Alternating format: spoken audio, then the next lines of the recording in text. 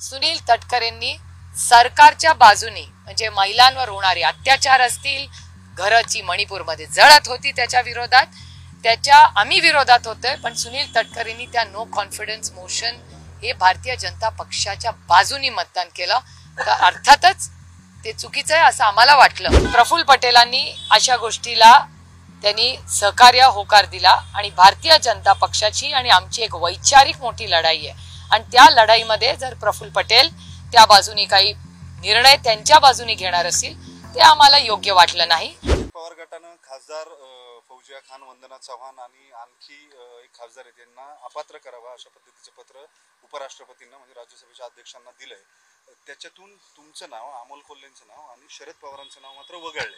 हे असं का? एक तर सगळ्यात महत्वाचा प्रश्न, याने पुन्हा कन्फ्युजन तयार होतंय की तुम्हाला सॉफ्ट कॉर्नर आहे का, केवळ त्या तिघांवरतीच कारवाई का, आणि आपल्याकडून गेलेल्या पत्रामध्ये प्रफुल्ल पटेलांवरती कारवाई करावी असं म्हटलेलं होतं.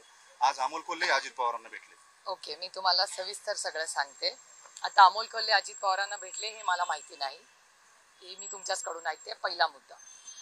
दुसरा मुद्दा की राज्यसभेत राष्ट्रवादी काँग्रेस पक्षाचे 4 खासदार आहेत. त्याच्यात आदरणीय पवार साहेब, वंदनाताई, फौजियाताई आणि प्रफुल्ल पटेल.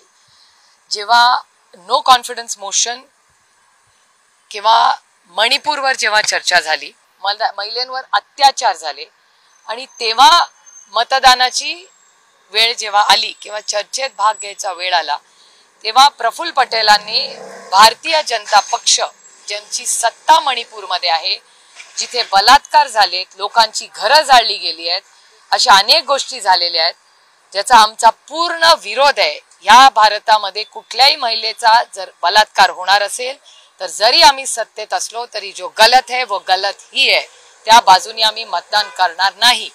हे राजकारण असलं तरी काही तत्वाचीही गोष्टी असतात. त्याच्यामुळे आम्हाला आश्चर्य वाटलं आणि दुःखही झालं की प्रफुल्ल पटेलांनी अशा गोष्टीला त्यांनी सहकार्य होकार दिला आणि भारतीय जनता पक्षाची आणि आमची एक वैचारिक मोठी लढाई आहे आणि त्या लढाईमध्ये जर प्रफुल्ल पटेल त्या बाजूनी काही निर्णय त्यांच्या बाजूनी घेणार असतील ते आम्हाला योग्य वाटलं नाही, म्हणून आम्ही त्यांचं डिस्क्वालिफिकेशन जुलै महिन्यातच केलेलं आहे. हा पहिला मुद्दा.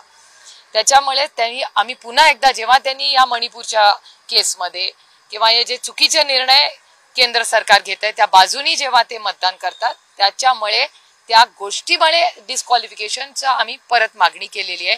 हे राज्यसभेची आहे. लोकसभेमध्ये मी स्वतः, अमोल कोल्हे, नवाब मलिक, आपलं फैजल, श्रीनिवास पाटील आणि सुनील तटकरे असे आम्ही मेंबर्स आहोत. सुनील तटकरेंवर डिस्क्वालिफिकेशन आम्ही पहिल्याच दिवशी केलं आणि त्यांनी आणि अजित पवार गटाच्या अनेक मंत्र्यांनी जे इंटरव्ह्यूज तुमच्याच चॅनलवर केलेले आहेत त्याच्यात त्यांच्याच मंत्रिमंडळातली लोक म्हणालेली आहेत की आम्ही आदरणीय पवार साहेबांना न विचारता त्यांना अंधारात ठेवून शपथ घेतलेली आहे. हे तुमच्या चॅनलवरचं ऑन रेकॉर्ड गोष्ट आहे. तर जर पक्षाच्या अध्यक्षाच्या माहिती नसताना तुम्ही एखादा एवढा मोठा निर्णय घेता, ऑफकोर्स इट इज डिस्क्वालिफिकेशन. तर त्याच्यामुळे सुनील तटकरेंना आम्ही पहिल्यांदा त्यावेळीच नोटीस पाठवून डिस्क्वालिफिकेशन करा अशी मागणी केली. त्याच्यानंतर 2 दुर्दैवी घटना झाल्या ज्याच्यातून आम्हाला प्रचंड वेदना झाल्या.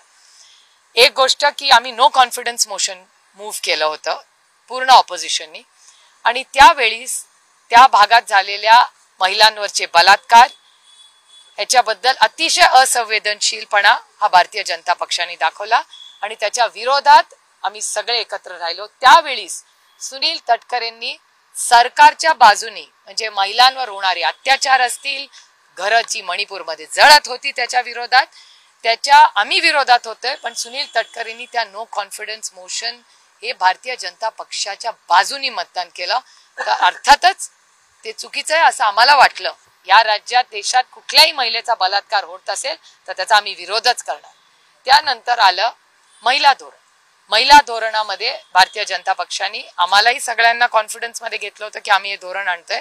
ऑपोजिशन आणि रुलिंग पार्टी यांनी एक मताने मतदान केलं आणि या देशामध्ये आम्ही सगळ्यांनी लोकसभेमध्ये एक सिग्नल दिला की जेव्हा महिलांचं सबलीकरण असेल तेव्हा आमची सगळ्यांची मतं एक आहेत आणि एक मताने ते बिल पारित झालं.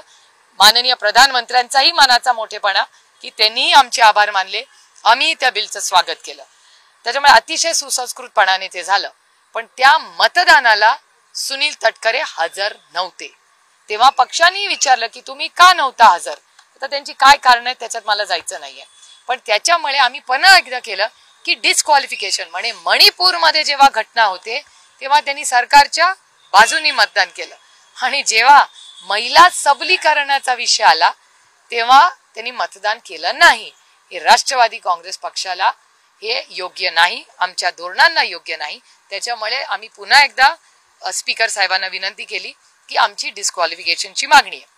त्याच्यामुळे ज्या लोकांनी महिलांच्या विरोधात किंवा आमच्या जे धोरण आहे पक्षाचं त्याच्या विरोधात जर मतदान केलं असेल तर त्याच्या, कारण हा छत्रपतींचा, शाहू फुले आंबेडकरांचा महाराष्ट्र आहे, ते संस्कार आमच्यावर झालेले आहेत आणि आमची एक राजकीय लढाई आहे. आणि त्या राजकीय लढाईमध्ये तुम्ही जर कॉम्प्रोमाइज करणार असाल तर राष्ट्रवादी काँग्रेस पक्ष अर्थातच नैतिकतेवर त्यांच्यावर डिस्क्वालिफिकेशन मूव्ह केलं. आणि म्हणून आम्ही सिलेक्टिव्ह नाही आहोत.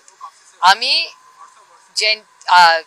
ह्याच्यातलं असेंब्ली, आपलं लोकसभा आणि राज्यसभेत दोन्हीमध्ये ज्या 2 लोकांनी भारतीय जनता पक्षाच्या चुकीच्या निर्णयांना सपोर्ट केलं म्हणून आम्ही त्यांना डिस्क्वालिफाय केलं आणि आम्ही सिलेक्टिव्ह केलेला नाही. आता त्यांनी का सिलेक्टिव्ह केलंय ह्याचं उत्तर माझ्याकडे नाही. महाराष्ट्रातील सर्व बातम्यांचे विश्वासार्ह व्यासपीठ, सकाळच्या सर्व सोशल मीडिया प्लॅटफॉर्मला लाईक, फॉलो आणि सबस्क्राईब करा. तसंच सर्व नोटिफिकेशनसाठी बेल आयकॉन प्रेस करायला विसरू नका.